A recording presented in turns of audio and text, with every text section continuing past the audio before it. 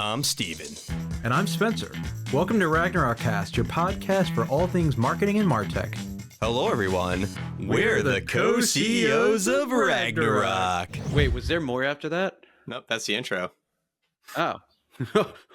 Whoa, you caught me off guard there. Hello, everyone. Hi, Steven. Hi, guest. Hi, Spencer. Hi, guest. Hi, Salen. Hey, guys. All right, everybody. Today we have Pat Rondinelli from Twilio Segment. Pat, do you mind giving us an introduce? I'm not gonna correct that. And introduce to yourself and to your company. Yeah, absolutely. First of all, thanks for having me, Spencer and Steven. It's a pleasure to be here, and it's been a pleasure working with you over the past year or so. I'm Pat Rondinelli. I am on the Segment team, Twilio Segment, on the partner team, looking after partnerships like systems integrators like Ragnarok. A little bit about Segment: we are a customer data platform. Effectively, really what our platform does is it gathers customer first data and really makes it easy for then customers to leverage that data in a marketing sort of context. Traditionally it's very difficult for organizations to wrangle different kinds of data within their environment. We simplify that dramatically and then make it easy for marketers to then activate on that data. Wow. Did you remember all that, Steven? No. Wait, did we just describe a CDP? Yeah, what is this now? We've been a Segment partner for 6 years now. Are you sure it's not 14 years, Spencer? Feels like it's been a long time. It's 14 years in Steven years, if you hear Steven tell it. No, it's been 6 years. I actually remember doing the Segment certification, the initial partner certification that you all came out with when there was a severe blizzard in New York, and I was on the ferry to Hudson County, New Jersey, and I was I thought the boat was gonna sink, and so to distract myself as it was going very slowly across the water and rocking back and forth, I was doing the certification on SkillJar, whatever it was at the time, and then I waited forever inside of a bank to get picked up by a cab. But I finished the certification that day. It was 8 hours long, but it was the first partner certification that I ever did. And I learned a lot about the Segment platform. So when the boat's really creaking underneath you, in order to find comfort and solace, you go do partner certifications. Exactly. I mean, that's where my head's at. I mean, if the Titanic's sinking, baby, at least I'm going to be certified before this puppy goes down. Yeah, let me get one more under Ragnarok, Listen, that guy, his boat sank, but listen, can we count it?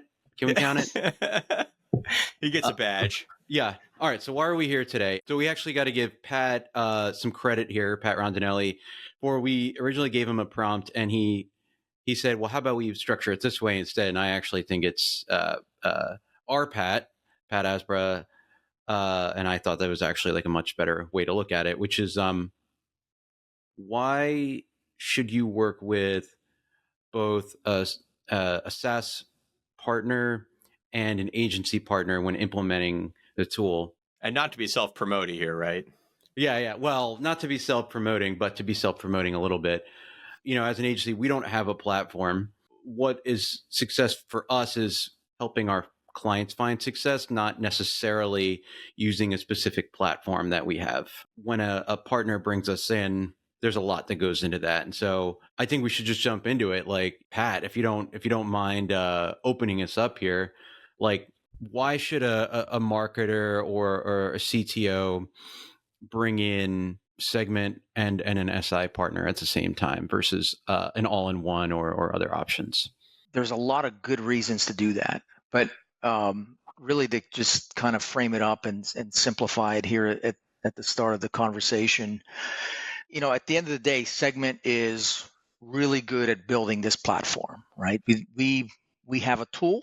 It works really, really well. When it's deployed within a customer environment, it's often, in fact, almost always, right, 99% of the time, it is not the only tool inside of that stack and that inside of that technology stack. And so the Segment platform has a number of dependencies. Where's the data come from? How is the data structured? Where's that data sent? And then how can the customer optimally leverage it to reach their business goals? And within that construct, there's going to be a number of choices the customer has to make, and from everything from technology to how do they deploy their teams and how do they operate this new machinery, because typically they're going to be moving off, let's say, some more legacy tools to these more modern kind of SaaS tools. Enter the agency like Ragnarok, where you guys, your primary agency, let's say, are marketing teams and marketing individuals at customers. And so your expertise in terms of having seen this many times before and having done this many times can ultimately benefit the customer, because you can get them to their end state much faster than if they're trying to do it on their own. In other words, the customer is going to be buying Segment, they're going to be buying some other tools, but likely they may not have the athletes within their organizations to optimally and quickly get to their end state. But Ragnarok, this is your bread and butter, right? This is what you guys do every day, and you're able to connect those dots from a technology standpoint, from a people and processes standpoint, and then ultimately help that customer get to that end state via roadmap that you've seen many times. Yeah, I think that's an interesting way to describe it. Is, we have the same but different goals, right? And ultimately, like, the platform is but a means to achieve whatever use cases or goals, as you mentioned them, right? Like, the platform gets us there. Either it shortcuts things, or it adds capabilities, or does something for us that we couldn't do, or we could do, but very painfully, right? And the idea here of bringing in Segment is supposed to really streamline the stuff. I almost see our role kind of coming into this as, like Charon, right? Like, we're sort of guiding the ship, so to speak, in terms of, well, how do you kind of get, like, you either you've selected or you understood that there's a gap here and a need. How do we kind of decide when we bring in the technology, like, what technology even bring, period, right? Like, Segment's, fortunately, it's a phenomenal solution that works for a lot of different use cases and a lot of different verticals of business. But then also to define, all right, well, how do we actually install it, instrument it in a way where we can use it? Because it's enterprise software, right? Like, it doesn't, like, yes, you can open it out of the box and deploy it, so to speak, and that will get you some runway. But most enterprises have fairly sophisticated use cases that a lot of those out of the box things are really just foundational at their go get, right? And they're foundational for a certain set of structured data. And I know that, Segment, when it started, and we were very kind of early on partnering with it, is it's always sort of had this engineering mentality mindset, right? Of like, like, you could plug it in and it will work, which it does, fortunately. Can't say that with a lot of tools, but there's definitely a lot of reliability within the platform. But also, like, you could, and I remember kind of early on using Segment back in 2017, 2016, like, very, very early on, it was, like, engineering teams just ran the whole thing. And there wasn't a whole lot of, like, marketing science behind it, right? Essentially, I wanted to put data into Iterable, or I wanted to put data into Braze, or into my Meta, or I wanted to do CAPI, conversion API, and these different tools. I didn't need a whole lot of sophisticated, like, marketing folks to come in here and do it. Like, the use cases were pretty standard. I want page views, I want checkouts, I want product ads, things like that. They're pretty simple concepts. And Segment was awesome out the gate, because you just plug all that stuff in and it works really easily.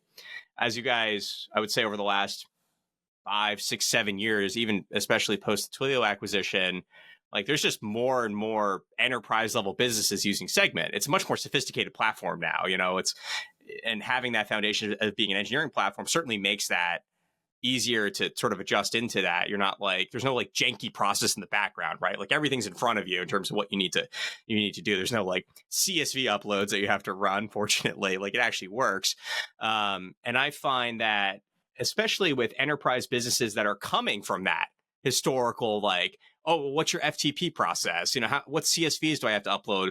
What times can I upload things? Right? That's such a shift in mentality, right?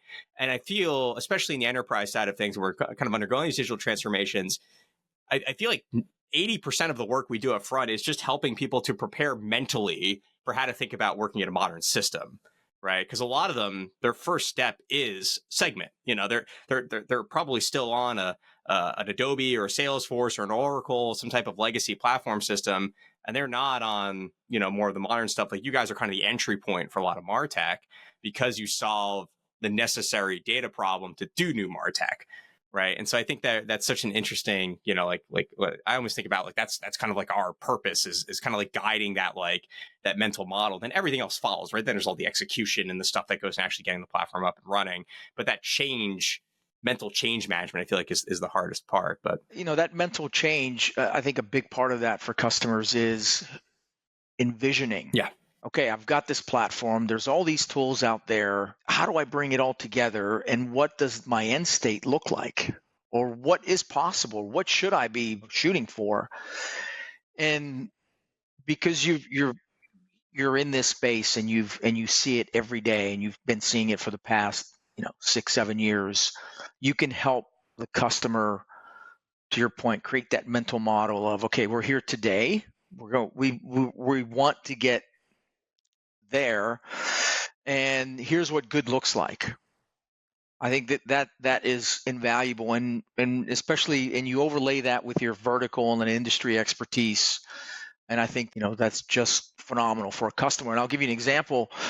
I had one of my account reps reach out to me. They were talking to a media company, and the media asked her, who is a Segment salesperson, I'd like to talk to an agency about use cases that they have actually deployed in real life, leveraging the Segment platform. It was very specific vertical, right, with very specific use cases. Not everybody at Segment has worked in the media space, and we've sold into media, but those are oftentimes in a very kind of horizontal kind of way, not in a very vertical specific solution. So I just happened to be talking to Patrick and Selena, and they were able to quickly share with our teams some very specific use cases around media to improve business metrics that media teams care about.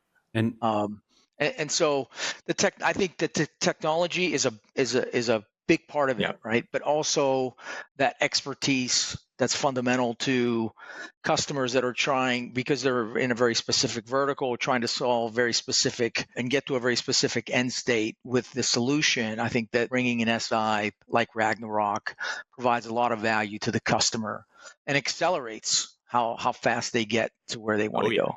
Off of that, I want to ask, we won't name any names, but what would you guys say is the benefit of bringing in an agency and a SaaS platform rather than some of these companies out there that have like a very large services team where they do all the stuff in-house? Because that does exist out there. Sometimes it's an agency that builds a platform. Sometimes it's a platform that builds an internal agency. What are the pitfalls of that or not? Like, what do you see the benefit of this sort of using Segment as Ragnarok as an example? That's a great point. So here at Segment, we do provide professional services, advisory services to help customers stand up the platform. And our teams are really, really good at helping customers run and operate the Segment platform. The value to bringing in addition to that, or in place of that, in some cases where customers may want to work with an agency like Ragnarok that has that segment expertise, is that your expertise doesn't stop at Segment, right? Your expertise goes beyond it. Stephen, you mentioned Braze and Iterable. So, our teams, our pro services team are not going to be Braze experts. And there's a lot of things that need to happen in Braze to leverage the data that's being sent to them by Segment. So effectively, right, the services that Ragnarok and an integrator and an agency can provide are going to be, let's say, much more holistic from a marketing standpoint than simply leveraging the SaaS services, because 9 times out of 10, those services are going to be focused on that platform, and expertise past that platform are going to be somewhat limited. Yeah, and yes, I think in the majority of the projects we work on, the clients we work on, the platform knowledge it's helpful. I mean, it's helpful in terms of establishing a center of excellence and getting their team ramped up. But the value for a customer is not to be the long-term, like, internal, is not to effectively not to outsource competency, right? Like, they want to outsource capability, or they want to outsource extension, but to be competent in a core tool is something that they see as there's a curve to it, but eventually they want to own that internally. And that makes complete sense, right? You don't want to have dependability on something that's foundational to your business, especially something in a tool like Segment. Dependency. Oh yeah. Not dependability. A little dependent, interdependent. Dependability is never mind. Yeah.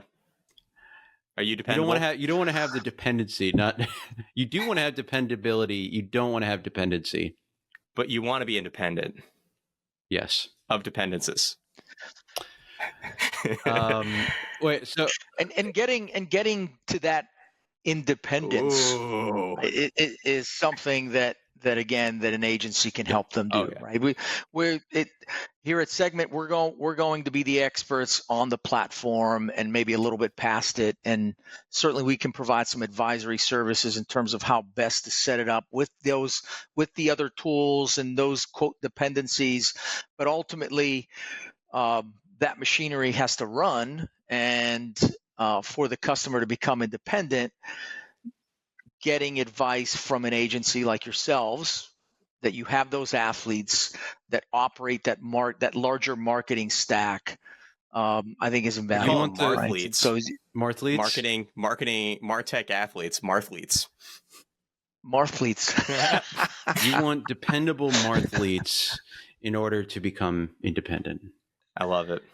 Pat, there is this, I've been seeing a lot of this discussion around this. This is something that we address a lot in our, we'll call it like marketing consultation and sort of tool selection processes that we run with our clients, which is this concept of total cost of ownership, or the popular acronym now, TCO, which is sort of trying to find a way to define like how much does this cost me beyond the platform licensing fee? And as we talk about the differences between, like one all-in-one platform where maybe that is more obscured, or there's some services around that, but maybe they're not comprehensive enough. And essentially, clients are trying to build out an internal, capability around it. And there's some cost around that. There's manager time, there's executor's time, there's things like that. How do you at Segment like kind of think about? I mean, we obviously have our own metrics that we use for that, but how do you kind of think about that from, preparing customers to sort of understand it and to sort of have a dimensionality around, like, hey, look, like this is what you're going to pay us from a licensing fee perspective, but this is what it actually costs to run this, and better yet, how do you sort of define out what is their expected return on that investment? That's an interesting question. We do here at Segment, we do provide, as part of the sales process and the pre-sales consultancy, a value engineering motion. And so what we will do is we have folks within the value engineering team that our sales teams will engage in this process. And some of the things that they look at is, without Segment as an example, what is the cost to you from a people and process perspective to wrangle all this data and then standardize it and make it, operationalize it, and create this data pipe of customer data that then you can leverage downstream or within our tool. So we do have some aspects of value and total cost of ownership that we can compare versus some of our competitors. From an overall, again, marketing technology aspect, our visibility kind of oftentimes ends a little bit past Segment. Mm-hmm. And, depending on what other tools the customer may have or what tools they're coming from and what their resources look like in terms of ramping up and in a learning curve, again, we we'll lean heavily on agencies like Ragnarok to help us with that, right? We like to bring in these agencies and really help us kind of figure that out along with the And customer. this is where we've seen in the past few years. I probably mentioned this on the podcast before, but in the last 2 years when there was all the tech layoffs and e-commerce layoffs, the kind of post-pandemic boom went the other direction. Steven and myself and our team have found that a lot more CFOs are in conversations, even CEOs, and they look at companies like Ragnarok, tools like Segment, and they say, "Yeah, that's all great. I'm glad that it makes your job easier, but what am I getting out of it? What kind of return on investment am I getting?" And we've made up I'm sure there's another acronym out there, but we've made up an acronym we call ROMPS, ROMPS, Return on MarTech and People Spend, which is essentially the total cost of ownership, or the revenue minus the TCO. But as an agency, that is one thing, is we take into account the cost of Segment, the cost of the email tool, the analytics tool, anything else that's in our purview, as well as ourselves, as well as the cost to the customer and having to dedicate resources to work with us, or even platform champions for things that maybe we're not as involved in, but maybe we should get involved in. So whether or not it's officially given to us, which it more and more is, like we take that return very seriously, and it's not just for us. It's for we want our partners to find success. We want our customers to get the most value out of these platforms. So it's not, while it can be self-serving, obviously we want to keep getting paid. It's like, really, like, at the end of the day, if the customer is succeeding, everybody else succeeds. That's right. Well, the old win-win-win, huh? Yeah. I love that. But yeah, so like in the old days, the pre-pandemic day, or I guess maybe a bit during the pandemic, though during the pandemic, it was very much growth mode. Like everybody was just put all your money into it, just go, go, go. Before that, you could do, there was a lot more project-based. We honestly did a lot more project-based work, because just doing execution, just doing an implementation, just doing email production or creative by itself was fine.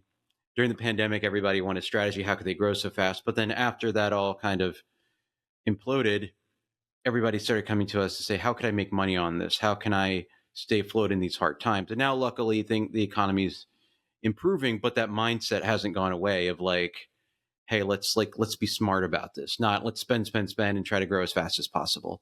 Yeah, definitely a lot more discipline. Yeah. Probably because there's no free money anymore, right? Like that certainly is an easy motivator for folks. But that is something we see with our partners as well, is that they're also going through this motion. So we're all kind of, we're all connected on the fact that everybody knows that the client needs to make money off of us collectively. I am going to move on to the next thing just for time. What does this look like? We don't have to spend too much time on this, but I would if each of you guys could kind of share your take on what does this look like on the back end. So obviously you're bringing in a CDP like Segment or an agency partner. Like, do they talk to each other? Do they work together? Like, what does that look like on the back end? How do those two companies, or do they ensure success on the back end? Yeah, Spencer, that's a great question. I think it varies depending certainly on the customer.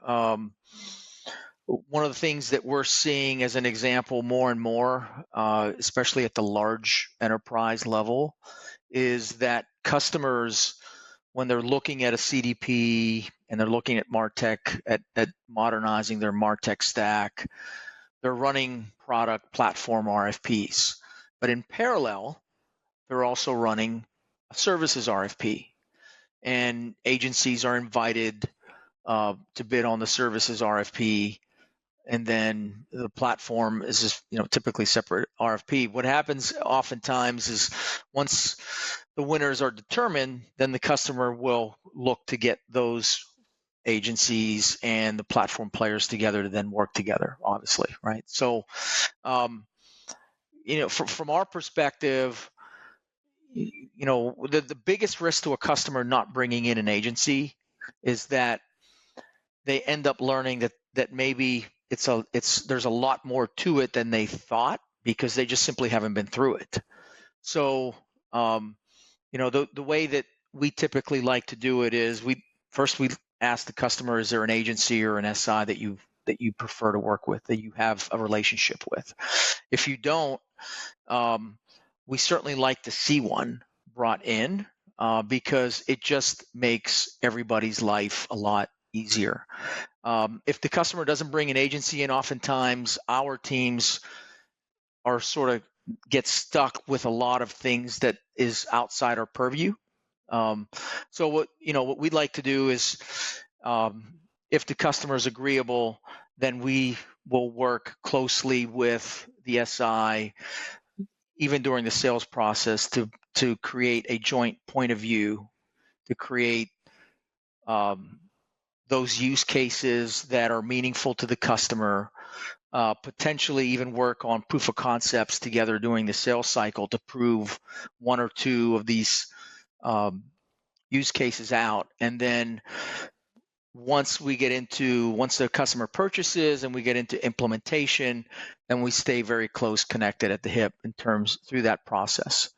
So it's very much a sort of a symbiotic relationship is how we like to work with the agencies like Ragnarok. And for us, what we see is the sooner we can work together, the more benefit the customer will see, and the better the outcome. For us, right, for Segment, we want to see the customer get to value as soon as possible. Mm-hmm. Because if they don't, right, the customers that thought they were going to do this mostly on their own and then are unable to do it, ultimately don't see the value in the platform, and then that puts us at risk for renewal. The way we sell our licenses is at a yearly or bi-yearly or every 3 years. So it's very, very important for the customer to get that value from the platform so they continue to use the product, right? So anything that gets the customer there faster and creates that return on investment then certainly justifies continued spend for our product.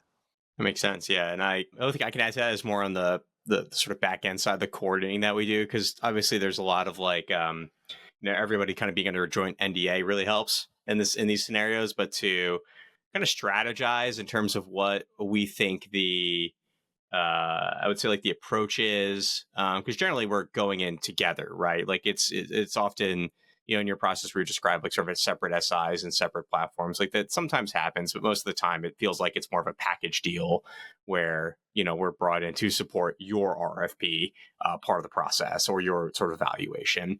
If you're bringing us in, or if we're running the evaluation, which we do for some clients, we also coordinate with all of our partners that we're recommending. So everybody sort of has we sort of see it as a way of not wasting time, essentially. Like we really want people to understand across the board of like, what are you evaluating people on? What are they being evaluated on? What are the types of use cases that we want to activate? What type of timeline are we looking at? What are some security? What are some data sources?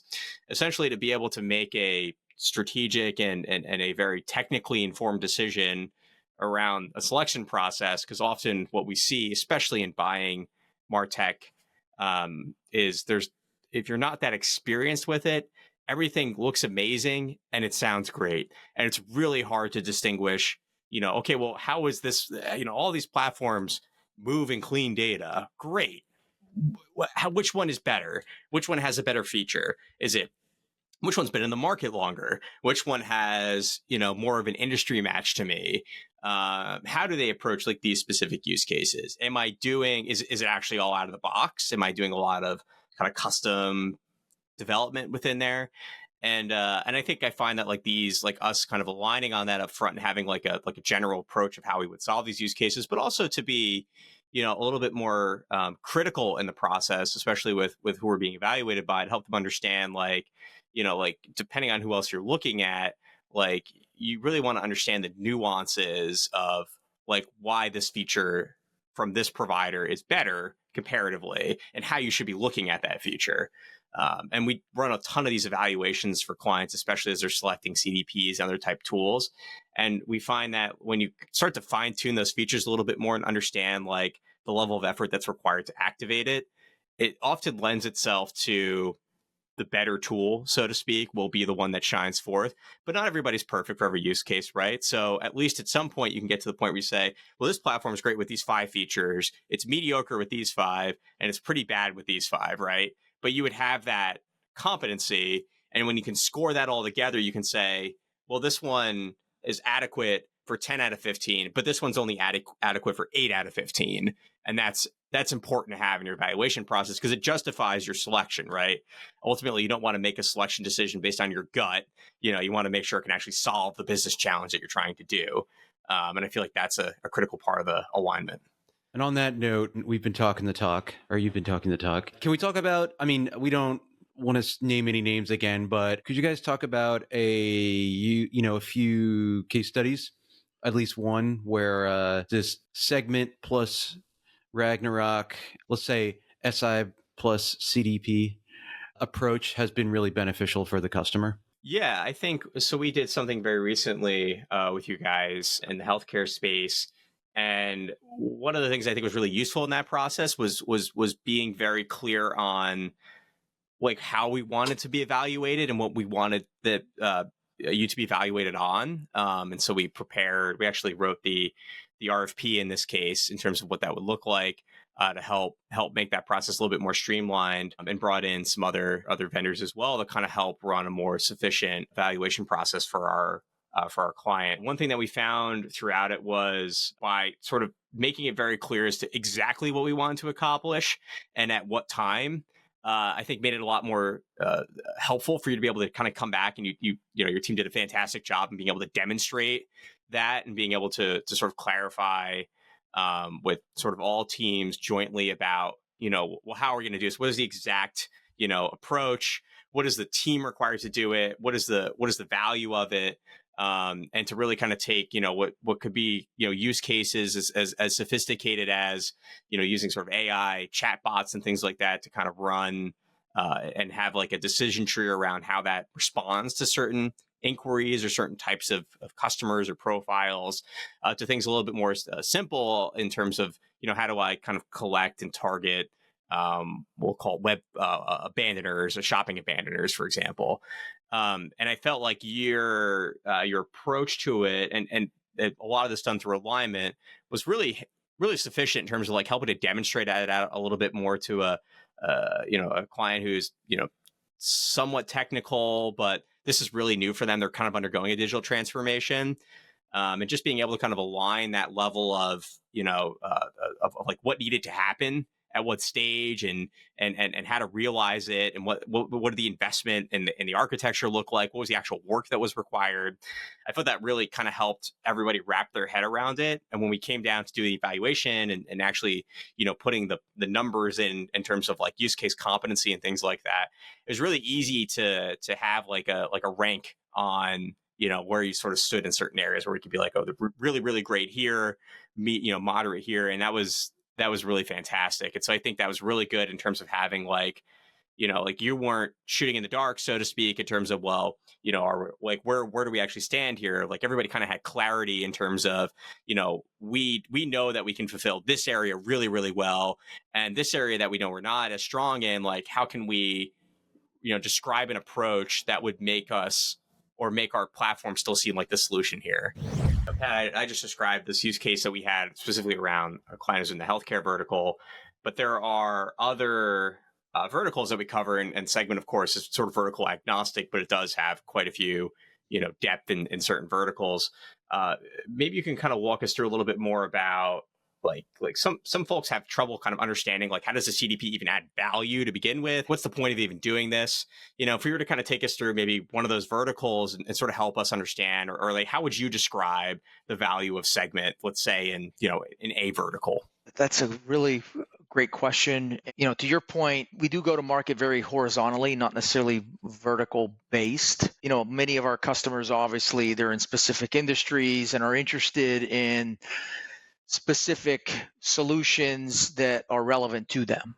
And, one example that I mentioned earlier was where we had a question from one of our prospect customers in the media space around, can you share with me some real life examples that where Segment has significantly impacted what they were trying to do?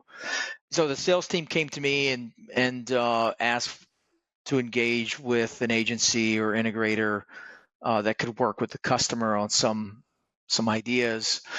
Ragnarok and your team really came back with some very specific things that were immediately of interest to the customer. So for example, this particular customer is in the media space, and the conversation started to revolve around things like audience capture. In other words, how do you target specific types of audiences with messaging so that then you can drive more site traffic, more loyalty, and ultimately more revenue from those audiences?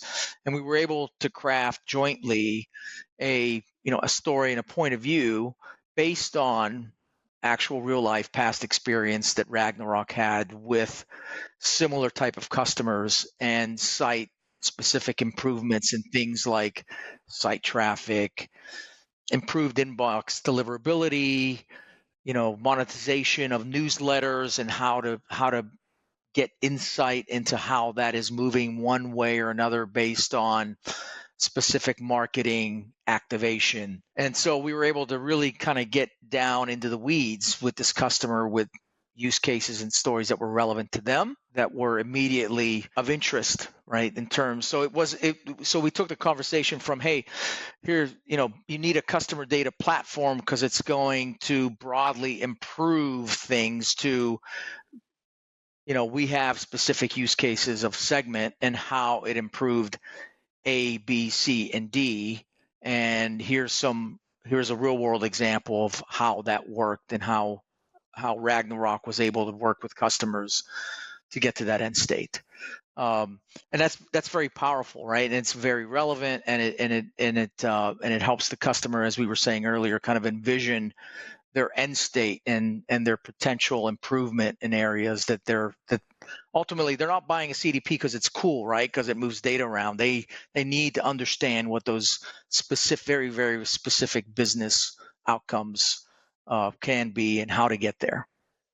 So segueing into the why of it again and capping all this off, you talked about the end state, Pat. Stephen, what do you see with any of the projects we've worked on?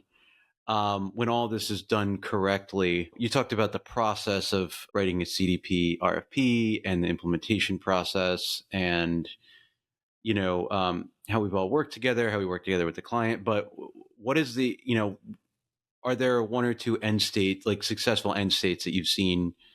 Like what were some outcomes of this approach? For sure. Yeah, I think especially since we've done almost probably close to 100, or if not more than 100 of these Segment implementations over our time, I would say what we see a lot at the end of it is, one, do they actually deploy their use cases, right? And having us on board generally means yes. And when they deploy those use cases, did they make incremental dollars off of it? What was the actual incremental revenue? What do they realize? And sometimes that incremental revenue is, well, we couldn't do this before, so everything that we got out of this particular program is incremental. We can just simply hold out a control group. In other cases, we were able to get more personalized with our customers. We were able to deliver, more timely messages. We were able to do actual real-time use cases that we couldn't really do before.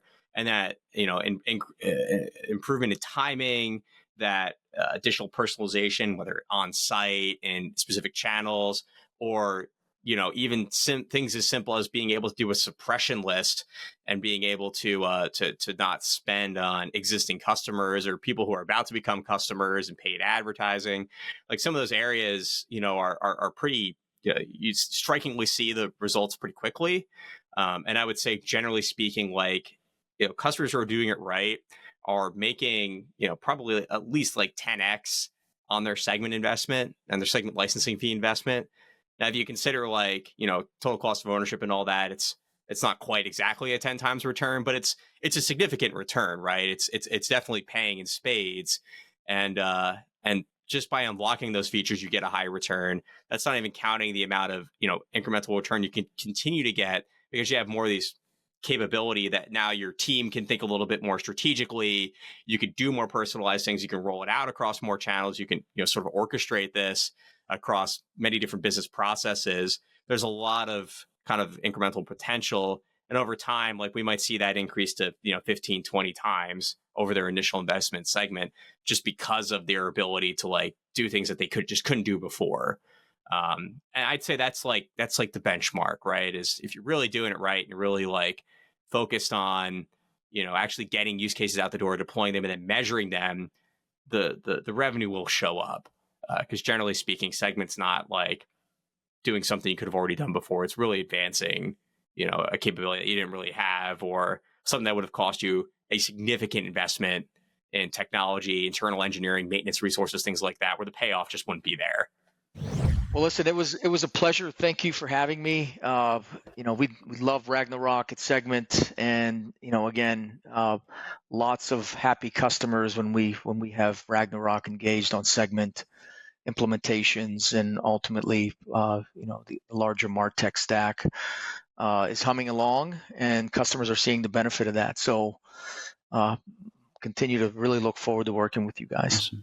Yeah, thanks for coming on, Pat. It was great to have a conversation with you over Riverside/Zoom, whatever we want to call this type of technology, video chat.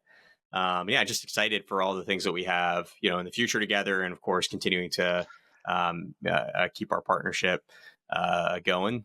It's coming up on 7 years, right? It's 2017, I think, when we started with Segment's partnership. 2018. I 2018. said it at the beginning. Did you? You're adding Okay. numbers, man. You're adding numbers. I always add numbers. 30% more.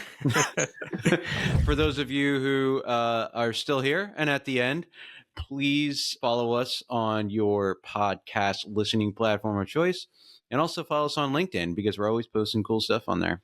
Oh, yeah. Ragnarok. All right. Thanks, guys. Thanks, guys. Bye. Bye. Bye.